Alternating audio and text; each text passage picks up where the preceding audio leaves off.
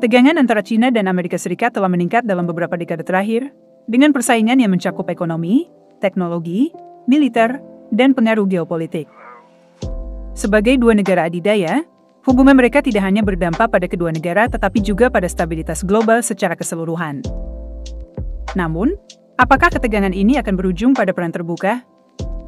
Untuk menjawab pertanyaan ini, kita perlu menganalisis berbagai faktor, termasuk hubungan ekonomi, kekuatan militer, titik api geopolitik, perang teknologi, serta peran diplomasi dan aliansi.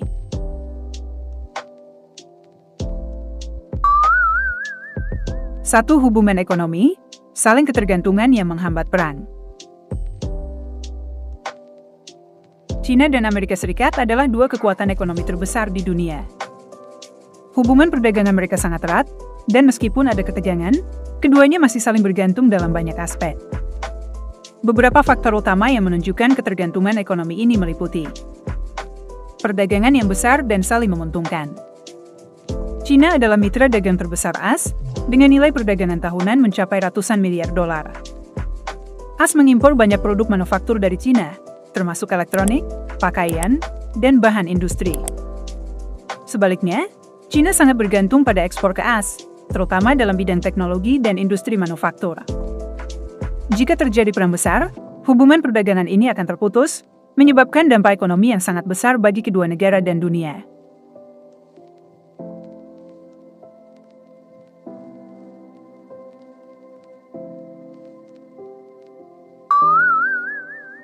Investasi dan rantai pasokan global. Banyak perusahaan AS memiliki pabrik di China, termasuk Apple, Tesla, dan General Motors.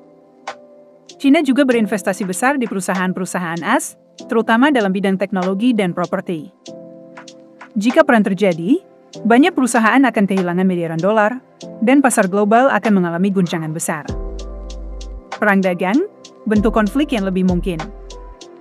Alih-alih perang militer, China dan AS lebih mungkin terlibat dalam perang dagang, seperti yang sudah terjadi sejak era Presiden Donald Trump.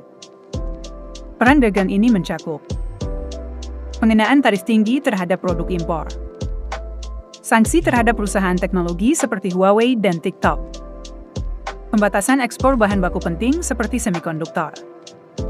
Meskipun perang dagang dapat memperburuk hubungan, dampaknya masih jauh lebih kecil dibandingkan perang militer. Dua kekuatan militer, siapa yang lebih unggul?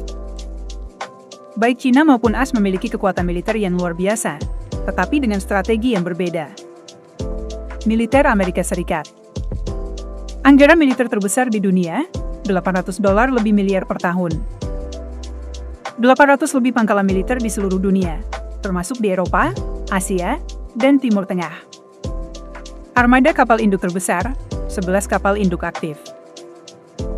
Superioritas udara dengan pesawat tempur siluman F-22 dan F-35. Sistem pertahanan rudal canggih yang dapat mencegat serangan nuklir. Aliansi kuat melalui NATO, Jepang, Korea Selatan, dan Australia. Militer China. Anggaran militer $250 lebih miliar per tahun, meningkat pesat dalam 2 dekade terakhir. Militer terbesar di dunia dalam jumlah personel, lebih dari 2 juta tentara aktif. Armada kapal perang terbesar, termasuk kapal induk dan kapal perusak modern. Kemajuan dalam teknologi rudal hipersonik yang dapat menembus pertahanan AS. Sistem pertahanan udara canggih dan investasi besar dalam kecerdasan buatan, AI, untuk keperluan militer. Apakah perang langsung mungkin terjadi? Meskipun China terus meningkatkan militernya, AS masih memiliki keunggulan teknologi dan pengalaman perang yang lebih luas. Namun, perang langsung tetap sulit terjadi karena faktor senjata nuklir.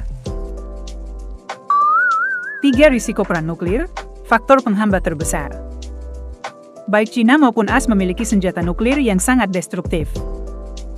China memiliki sekitar 400 hulu ledak nuklir, tetapi jumlah ini terus meningkat. AS memiliki lebih dari 5.000 hulu ledak nuklir, dengan sistem pertahanan yang lebih canggih. Jika salah satu pihak melancarkan serangan nuklir, pihak lain akan membalas, menyebabkan kehancuran total. Konsep ini dikenal sebagai Mutually Assured Destruction atau MAD atau kehancuran bersama yang dijamin.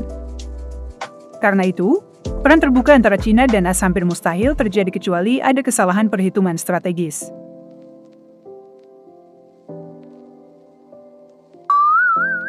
Empat titik api potensial, Laut Cina Selatan dan Taiwan.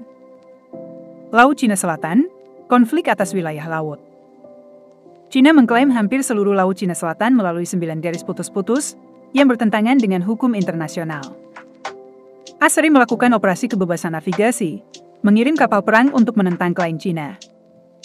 Cina membangun pangkalan militer di pulau-pulau buatan, meningkatkan ketegangan. Jika terjadi insiden besar, seperti tabrakan kapal atau serangan rudal, konflik bisa meningkat. Namun, kemungkinan besar hanya sebatas konflik terbatas, bukan perang besar. Taiwan, pemicu perang yang lebih berbahaya. Taiwan adalah isu paling sensitif bagi Cina. Cina ingin menyatukan kembali Taiwan, bahkan dengan kekuatan militer jika perlu. AS mendukung Taiwan secara militer, meskipun tidak secara resmi mengakui kemerdekaannya. Jika Cina menyerang Taiwan, AS kemungkinan besar akan merespons, memicu perang regional besar. Namun, invasi ke Taiwan sangat berisiko, karena Taiwan memiliki pertahanan yang kuat. AS dan sekutunya mungkin ikut campur. Dampak ekonomi global akan sangat besar. Karena itu, Cina lebih mungkin menggunakan tekanan ekonomi dan politik untuk melemahkan Taiwan daripada serangan militer langsung. 6. Peran diplomasi dan aliansi. Aliansi global menjadi faktor penting dalam mencegah perang. AS memiliki sekutu kuat melalui NATO, Jepang, Korea Selatan, dan Australia. Cina bekerja sama dengan Rusia dan Iran, tetapi aliansinya jauh lebih lemah dibandingkan AS. Diplomasi tetap menjadi alat utama untuk menghindari perang besar.